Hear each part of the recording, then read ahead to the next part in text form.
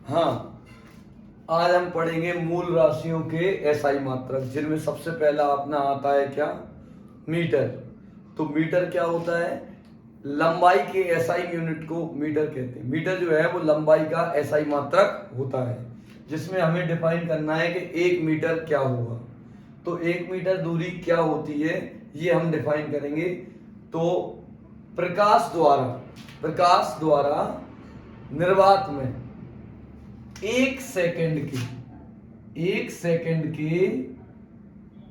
299, 792, 458वें भाग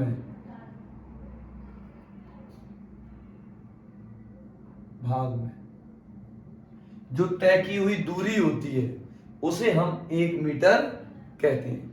यानी कि प्रकाश द्वारा, किसके द्वारा? लाइट के द्वारा निर्वात में, प्रकाश के द्वारा किसमें? निर्वात में 1 सेकंड के 299, 792, 458वें भाग में जो दूरी तय करता है प्रकाश, उसे हम 1 मीटर कहते हैं। यानी कि हम 1 सेकंड के कितने हिस्से करेंगे? 299, 792, 458। जब हम 1 सेकंड के 299, 792, 458 हिस्से करेंगे, उनमें से एक हिस्से में, इतने हिस्से करने के बाद उनमें से एक हिस्सा हम लेंगे और उस सेकंड में, मतलब 1 सेकंड के 299, 792, 458वें भाग में जो प्रकाश निर्वात में दूरी तय करता है उसे हम 1 मीटर कहते हैं। इसके बाद दूसरा अपना है किलोग्राम। तो किलोग्राम एसआई मात्रक होता है द्रव्यमान का। किलोग्राम जो है वो द्रव्यमान का एसआई मात्रक होता है। हम यहाँ पर डिफाइन करेंगे कि 1 किलोग्राम क्या होता है। तो 1 किलोग्राम क्या होता है? फ्रांस में पेरिस के पास में सेवरस नाम की एक जगह है।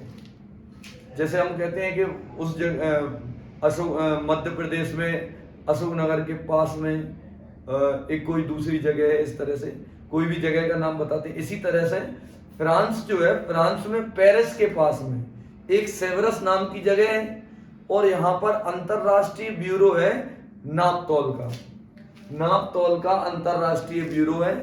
और उस ब्यूरो में एक प्लेटिनम और इरिडियम के मिश्र धातु का, प्लेटिनम और इरिडियम धातु होते हैं और इनसे मिलकर बना हुआ एक बेलन रखा हुआ है। इनसे मिलकर एक बना हुआ बेलन रखा हुआ है और उस बेलन के द्रव्यमान को हम 1 किलोग्राम कहते हैं। फ्रांस में पेरिस के पास में सेवरस नाम की जगह है। यहाँ पर एक प्लेटिनम और इरिडियम का मिश्र धातु का, प्लेटिनम और इरिडियम की मिश्र धातु का बेलन रखा हुआ है, जिस बेलन के द्रव्यमान को हम 1 किलोग्राम कहते हैं। इसके बाद हम डिफाइन करेंगे सेकंड। तो सेकंड जो है उस समय का एसआई मात्रक होता है। और 1 सेकंड क्या होता है? तो सीजियम 133, सीजियम 133 का परमाणु, सीजियम 133 का हम परमाणु लेंगे और यह परमाणु जितने समय अंतराल में परमाणु घड़ी में 91, 92, 63, 17, 70 कंपन कर ले, उस समय अंतराल को हम 1 सेकंड कहेंगे। यानी कि वह समय अंतराल जिसमें सीजियम 133 का परमाणु घड़ी में 91, 92, 63, 17, 70 कंपन कर लेता है, उस समय अंतराल को हम 1 सेकंड कहते हैं। क्या होता है? जैसे हम सीजियम की बात करें, 133, सीजियम 133 की, तो सीजियम का जो परमाणु होता है वो कंपन करता है। तो सीजियम 133 का परमाणु घड़ी में 91, 92, 63, 17, 70 कंपन कर लेता है। तो इसमें लगे हुए समय अंतराल को हम 1 सेकंड कहते हैं। इसके बाद आपका आता है 1 केल्विन। 1 केल्विन को परिभाषित करने के लिए आपको पता होना चाहिए कि जल का त्रिक बिंदु ताप क्या होता है। तो जल का त्रिक बिंदु ताप क्या होता है? जल का त्रिक बिंदु ताप के ऐसा तापमान जिस पर जल जो है वो द्रव, ठोस और वाष्प तीनों अवस्थाओं में उपस्थित रह सके संतुलन की स्थिति में। यानी कि ऐसा ताप जिस पर बर्फ, पानी और भाप तीनों संतुलन की स्थिति में रहे, उस तापमान को जल का त्रिक बिंदु ताप कहते हैं। जिस ताप पर बर्फ, पानी और भाप तीनों संतुलन की स्थिति में रहते हैं, उस ताप को जल का त्रिक बिंदु ताप कहते हैं। और जल के त्रिक बिंदु ताप का 1/273.16 भाग को 1 केल्विन कहते हैं। यानी कि जो जल का त्रिक बिंदु ताप होता है उसका 1/273.16 भाग को हम क्या कह देते हैं, 1 केल्विन कह देते हैं। ठीक है। इसके बाद आपका आता है कैंडेला। तो कैंडेला जो है वो ज्योतीय तीव्रता का एसआई मात्रक होता है। अब हम एक कैंडेला को परिभाषित करेंगे तो कहेंगे कि 5.4 × 10⁻12 हर्ट्ज आवृत्ति का क्या होता है कि हर एक प्रकाश स्रोत की अपनी एक आवृत्ति होती है जिसको हम हर्ट्ज में नापते हैं। तो 5.4 × 10⁻12 हर्ट्ज आवृत्ति का प्रकाश स्रोत जब एक वर्णीय प्रकाश उत्सर्जित करता है और वह 1/683 वाट प्रति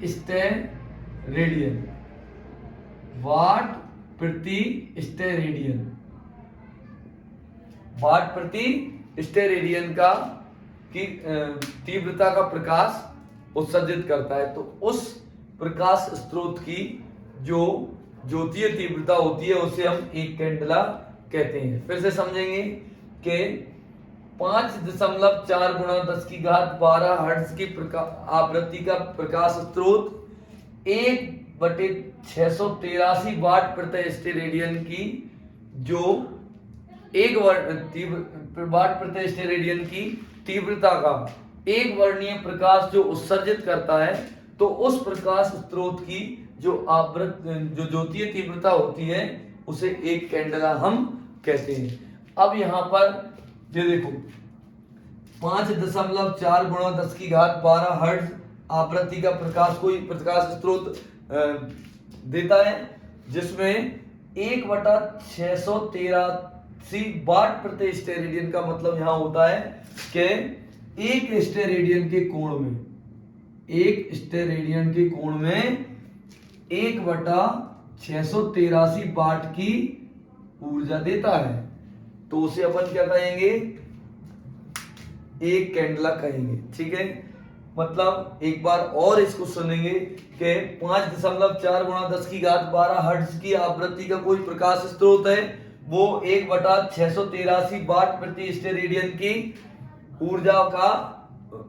ऊर्जा की तीव्रता वाला विकिरण उत्सर्जित करता है। उस प्रकाश स्रोत की जो तीव्रता होती है उसे हम एक कैंडेला कहते हैं। इसके बाद हम कहेंगे 1 एम्पियर।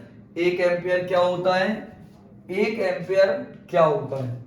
तो 1 एम्पियर क्या होता है यहाँ पर हम देखेंगे। 1 एम्पियर पढ़ने से पहले ये जो एक कैंडेला है इसको मैं एक बार और अलग से परिभाषित करूंगा। उसके लिए आपको एक और दूसरी वीडियो देखनी पड़ेगी, क्योंकि ये इसमें जो स्टेरेडियन है इसके बारे में आपको नॉलेज होना पूरी जरूरी है, तब जाके आपको ये बहुत ज्यादा अच्छे से समझ में आएगा। तो अभी हम 1 एम्पियर पढ़ते हैं, अगली वीडियो में आपको जो है वो इसके बारे में नॉलेज मिलेगी। एक कैंडेला को मैं एक अलग वीडियो में यहाँ पर दूंगा। तो हम 1 एम्पियर अब पढ़ते हैं। तो 1 एम्पियर को समझने के लिए पहले एम्पियर होता क्या है। एम्पियर जो है वो धारा का एसआई मात्रक है। अब हम 1 एम्पियर को परिभाषित करेंगे तो अपन क्या कहेंगे, यदि निर्वात में 2 तार हैं जो 1 मीटर की दूरी पर एक दूसरे से समांतर रखे हुए हैं, इन तारों की लंबाई अनंत है और इनका जो क्षेत्रफल है, इनका जो मोटापा है वो बिल्कुल नगण्य है, और इन दोनों से बहने वाली धारा को हम 1 एम्पियर कहेंगे। कब? जब ये दोनों एक दूसरे पर 2 गुणा 10⁻7 न्यूटन प्रति मीटर का आकर्षण बल लगाएं, तो इसमें बहने वाली धारा को हम 1 एम्पियर कह देंगे। यानी कि एक बार और इसको समझाएंगे, सुनो कि अगर कोई 2 तार हैं जिनके बीच की दूरी 1 मीटर है और वो दोनों समांतर निर्वात में रखे हुए हैं जिनकी लंबाई अनंत है और उनका मोटापा बिल्कुल नगण्य, तो इन दोनों में एक ही दिशा में बहने वाली धारा को 1 एम्पियर कहेंगे। कब? जब ये एक दूसरे पर 2 गुणा 10⁻7 न्यूटन प्रति मीटर का बल एक दूसरे पर आरोपित कर रहे हो, यानी कि इनकी प्रति एकांक लंबाई पर 2 गुणा 10⁻7 न्यूटन का बल लग रहा हो, तो इन दोनों में बहने वाली जो धारा होगी उसे हम 1 एम्पियर कहेंगे।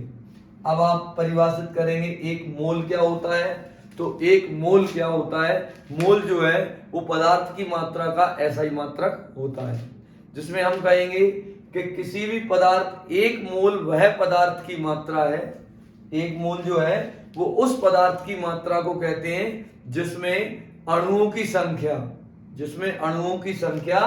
एवोगैड्रो नंबर के बराबर होती है। एक मोल उस पदार्थ की मात्रा को कहते हैं जिसमें अणुओं की संख्या एवोगैड्रो नंबर के बराबर हो। जहां पर एवोगैड्रो नंबर क्या होता है कि कार्बन 12 का 0.012 किलोग्राम का, यानी 0.012 किलोग्राम का कार्बन 12 हम लेते हैं और उसमें जो अणुओं की संख्या होती है उसे हम एवोगैड्रो नंबर कहते हैं। तो इसकी एक मोल की परिभाषा हम 2 तरह से लिख सकते हैं।